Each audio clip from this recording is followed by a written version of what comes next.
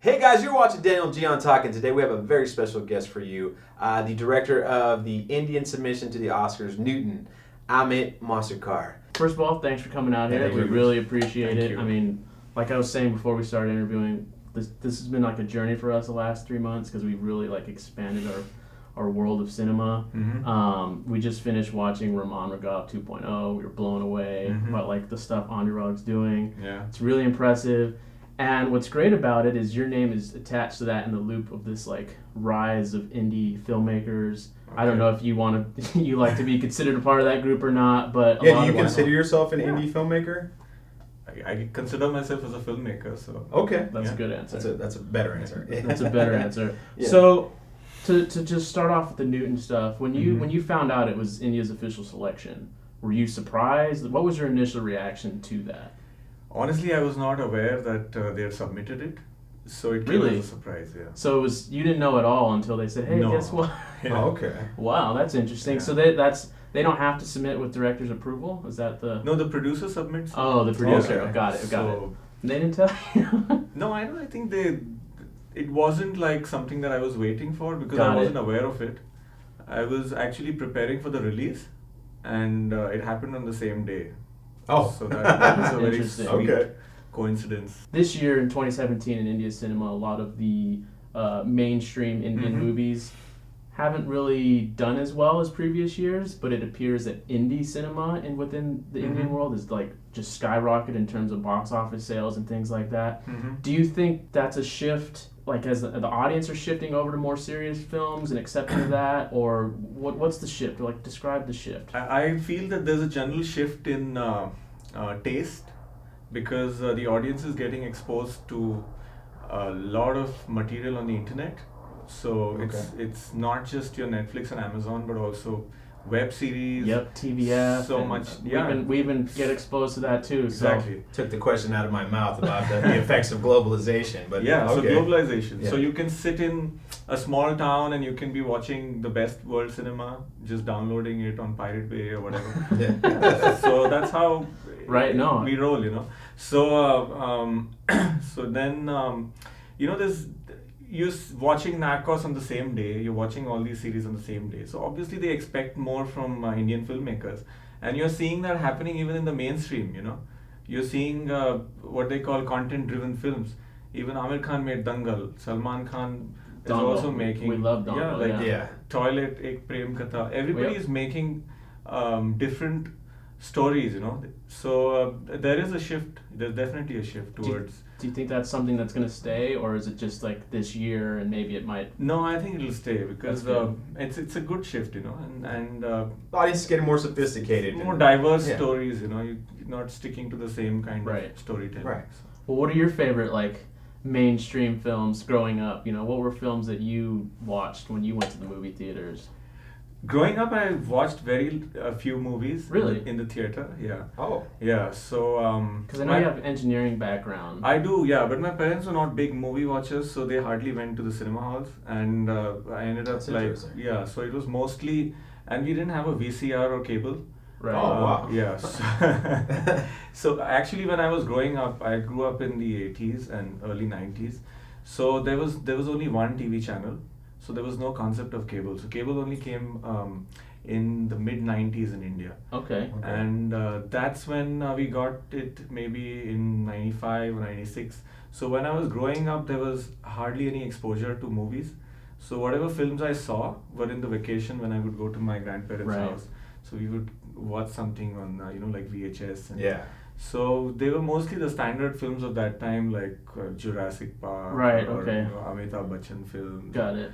Or the once in a while something by like Shahrukh Khan. I remember watching his first film in a theater in a small town called Bijapur. So we were just passing by and...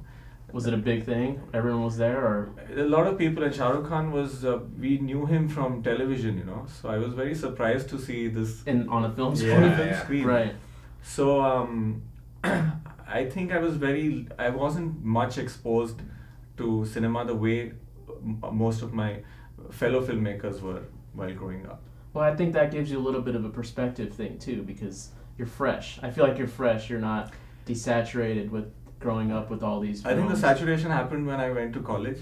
So that's what I was gonna ask. Like, what was that spark for you? What was the moment? Like when was that transition? Like you have an engineering background, all of a sudden you decided, you know what, I want to make films. I didn't finish my engineering because I was watching too many films. So I guess I was, I went to college, and there were these video parlors which used to show movies illegally. Right. So they used to show the movies on the same day as it would release here. Oh wow! So I would end up, and this is in 99, 2000, 2001. So we were watching a lot of like very interesting films on the same day, and that's when I got exposed to Hollywood or American cinema, independent cinema.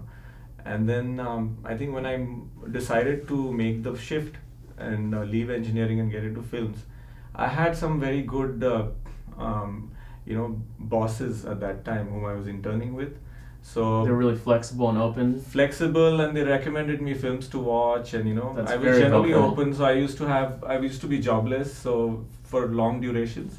So I would just go to downtown Mumbai, and there would be screenings in these various places. So I would just attend these screenings and stay back for the Q&As, and then listen and then hear about another filmmaker, and then try to source that online.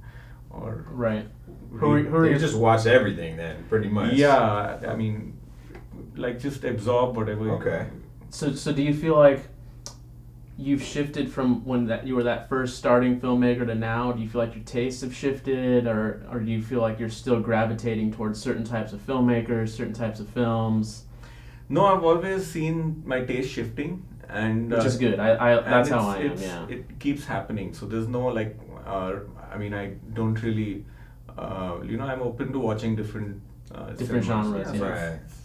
It's not one kind of film that I watch. Well, now with your schedule the way it is, how often do you get a chance to go and check out other films, or are you watching stuff on the airplane over here? No, I end up watching more films at home than in the theater. Okay. Yeah, but I try to watch at least a film a month in the movie hall. Okay. But then I go for festivals, so I get to watch. Oh, you get to watch it. Yeah, there you go. So you get to see stuff from all over the world too. So that keeps happening. That's awesome. That's amazing. Yeah. How have things shifted in the film industry from when your first movie came out in 2013 to now in 2017? At least in the independent world, like your world. Yeah. How has it shifted? Is it harder to become an up and coming filmmaker now, or was it easier then, et cetera, et cetera? I think it's extremely difficult and extremely easy. The difficult part is actually coming up with the idea and writing it, and the easy part is actually in making it. Right. But to find the right people, see, one has to, like, it depends on what you want to do, Right. I mean, one has to be honest to oneself. So if you desperately want to make a film, then you can use the method that we used on Suleimani Kida, which is basically inspired by Robert Rodriguez, the way he made El Mariachi. You make $7,000. Yeah. Yeah, you make a list of things you have and only set your story around it, and work with your friends, and it's just a bunch of like a small tight group of people making the film together. Or if you have a certain idea that you want to do, then be patient and then work on it for many years, meet people, hone your skills, do other things, and then get that thing made. Right. So I'm the impatient sort, so I end up getting the friends together and doing it. No, that's the best way to do it. You kind of have to do it that way. That's the best way to do it. There's got to be one guy, because there's plenty of people out there have great ideas, but they just talk themselves out of making it. I've seen so many friends of mine having scripts that are better than both my films, and such talented people, but they have their own process. Right. So one has to realize that there's no one way of making a film. You have to just adapt yourself according to the system, and also I think sometimes you should also be a little obstinate and do it the way you want to do it. So right. I think it's important to stick to your vision. I mean, you have to give in sometimes. I'm sure you've had to give in a little bit or maybe you haven't. I don't know. Have you had to? Of course, everybody has to, So. Right. Because I know a lot of people. Answer to the people giving you the money at some point. No, also the budget determines a lot of things. There's so many. When you're shooting a film, you're lucky if things are in your control. because so many things happen constantly, you know, like, you know, when we were shooting in Chhattisgarh for Newton, it started raining in the month of March. Ooh, nice. which is not raining season. No, it's not a rainy season, and you know, like it was really like something unexpected. So our schedule went haywire. You know, like it started raining at noon, so we couldn't shoot after it stopped raining because the entire jungle would look wet. You know, so you have to stop shooting. And then your shooting time is limited to 4 or 5 hours. So what do you do then? You have to finish it, and the actors have to leave for the next movie after that. So we had to rush and shoot it, you know. So we obviously had to compromise sometimes once in a while, you know. Right. We had an instructor here who would say, like, when the shoot starts, you're trying to shoot Citizen Kane, and by the end of the shoot, you're doing Dukes of Hazzard. Because it would just be all crazy and you're just rushing. But, you know, to me, that's kind of the fun part of filmmaking. Because I feel like if you can accomplish your movie, you could shoot it, and then look at you, you're already submitted to the Oscars now with this movie. Clearly, what you did was fantastic. So let's talk about Newton a little bit. Like, what was the inspiration behind it? You know, I know it's got a political message behind it, right? And it's not just definitely not the masala films that most people associate with India and Bollywood in general. So what made you want to make this? I wanted to make a political film, and I wanted to make a film about elections. I had already written another script about elections, but from the point of view of a politician's son who was standing for elections, you know, because there's a tradition of dynastic politics in India. But while doing that, I realized that there's an interesting, you know, like, because India is so huge, and you have deserts, you have the Himalayas, you have islands in the south, you have the northeast, border with China, and you know, there's so many different ways in which elections are conducted all over.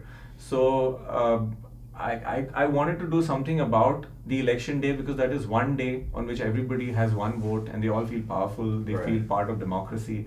And on, you know, Facebook, people keep posting selfies of their fingers. So, you know, I wanted to do something about that one day, and I was like really thinking whether I should set it up on the China border, or it could be in an island, or it could be in the Gir jungle where there's a booth for one voter. So I was thinking of various stories, and then I happened to have a book on Bastar called Hello Bastar, which was gifted to me by a friend for my birthday. So I just read it, and then I decided to set it up in that region. So it was it was a process. There was no eureka moment there, you know. Okay. Well, I mean, that's good though. I mean, because now it started from an idea, and now we're here with the completed movie. Yeah. Do you feel like it was geared towards any specific people in India, or, you know, how has it been received outside of India? Is there, you know, or did you make it for a certain audience? I made it for a general audience. I wanted it to reach out to people, because it could have easily been a art house film, you know, because right. But then I wanted it to be accessible, because the film talks about important things, and I believe in making films that are entertaining also. So at the same time, I wanted my politics to be there. So I had to then, my first audience was myself, you know, so I had to make it for me. So, and then I had to like keep thinking whether it would connect with people. So has it been received well outside of India? Yeah. It's been to around 60 film festivals. Nice. Well, congratulations for that, for sure, That's definitely. Awesome. Yeah, I mean, we hope to be there one day and join you up there. You. I'm sure you have many more films in here that are just waiting to be made. So before we wrap this up, I want to have a couple fun questions. Are there any specific actors that you would like to work with in the future, regardless of nationality or anything like that? Anyone that you'd love? So many people, you know. Like, it's going to be a huge list, like a big list. Give me 5. Can we do 5? Yeah. Okay, 5. So many people. I'm a big fan of Irfan Khan. Okay. I like. I mean, obviously, I'm not going to count the actors from Newton, because they are part of that list. I love Ranbir Kapoor. Okay. I like Shahrukh Khan, but I don't think he's going to work with me. You don't know that. You never know. You never know. He might need a resurgence of his career one day. You know, I mean, obviously he's the biggest guy ever, but I'm saying you never know. 20 years down the line, he might be perfect I love role. Taboo. So many more, you know, like it's like there's a lot of talent. I mean, my favorite actor right now out of all the movies watched is Siddiqui. I love him. He's great. Nawazuddin, He's great. He's amazing. Yeah. I mean, I was gonna ask you another fun, controversial question, but I think you already answered it. If you could work with any of the big three Khans, which one would it be? Shahrukh Khan. Yeah, because in all of our comments, they're always fighting each other. No, Amir's better. No, Salman's better. I love his interviews. You know, when I watch it, it's always supremely entertaining. Yeah. And I would like to see that Shahrukh on screen. You know. I agree. We the one thing we definitely noticed about it was he's got this charisma that some of the other actors just, you know, doesn't matter what he's doing. I kind of relate to Tom Cruise here, where whatever movie you put him in, it's a Tom Cruise movie. So whatever movie you put SRK in, it's his movie, you know. In a good way. In a good way. You know, it just jumps off the screen. And it's something we watched the first time we came across him. We had no idea who he was. And we watched him in a trailer, and we were like, who's this guy? And then we got flamed immediately. Because they were like, how do you not know who he is? He's the biggest guy in the world. And it just shows how insulated we are here when it comes to film. But it's good, though. We're open, and we've, you know. It's great to learn, Now I feel bad that I didn't know about him. Once you see him on screen actually performing, you see, like, oh, you get it. You know, what are your 5 favorite Indian films? Gangs of Wasseypur. Yes. Oh, that's my, because I'm in the Scorsese realm. I love like that type of movie. So when I heard about it, I love Anurag Kashyap. He's great. He's great. 5, man, it's tough. I mean, I enjoyed, you brought up Dangal earlier in terms of like Dangal in terms of like mainstream, like that. Really to me, like Dangal. I almost wanted to cry, which I don't really cry that often. For whatever reason, it just hit me. And the last scene with when he gets locked down and his daughter, you know. She's looking for him in the stands, you know. She's got to make the comeback. I mean, it's just Amir Khan really pulled the heartstrings in that one.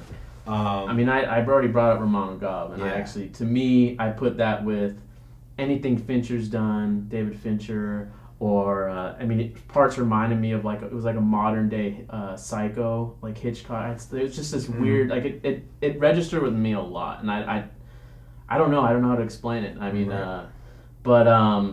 let's see, what else? What other one? I mean, we're still catching up. That's the thing. Like we've been doing this for 3 months now. Is it 4 months? About 3 3 months. So we got a lot of stuff to catch up on. We're ingesting daily. Yeah, exactly. Do you have any advice for upcoming filmmakers, or maybe people who are engineers right now, or doctors, or whatever, and they have that little desire, but maybe they're afraid to take that leap? Do you have any parting advice for them? I would say that it's all about the idea and the story, and so many other things which you'll only know when you start directing. You know, when you only go on the floor, you start realizing these things.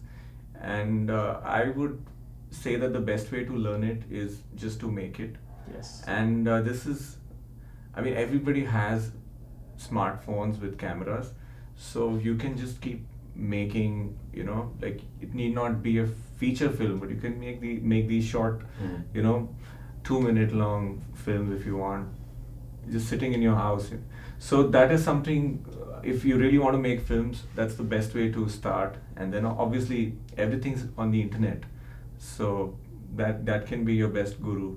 So that's definitely, I mean, with the YouTube generation, I mean, everything's on there. Everything's at your hands right now. That, you know, 10 years ago, 20 everyone years has ago. Access to everything, you know. Exactly.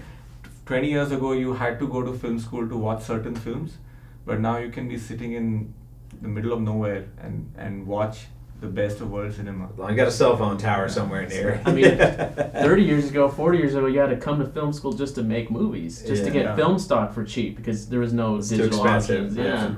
But you know, if just one more question, what medium do you prefer to use? Are you 100% digital right now?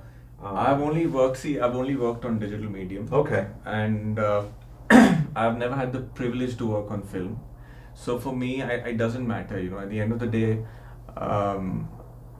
it's making a film. So for me, I love watching. I've AD'd on film. 35 but by the time I made my move, it was all digital. Right. So I think we should just embrace the technology that's there and I agree. And move ahead. But I do support. I do like the fact that there are filmmakers who want to make on film, and if they can do it, hats off, right? Yeah, more power to them. Excellent. All right. Well, thank you. I mean, Thank we'll keep you here all day, and I know you got places to go, so we don't want to do that. I really appreciate you taking the time Thank to you. sit down with us. Yeah, and absolutely. Good luck with everything Thank out you there. so much. Yes, Sure. and we hope to see you in LA at the Dolby Theater for the night of the Oscars. Yes, sir. Thank you. I would love to see that. That'd be great. But thank you again, for real. Thank you. I appreciate it. Okay. All right. Let's That's do it. cool. Thank you again, really.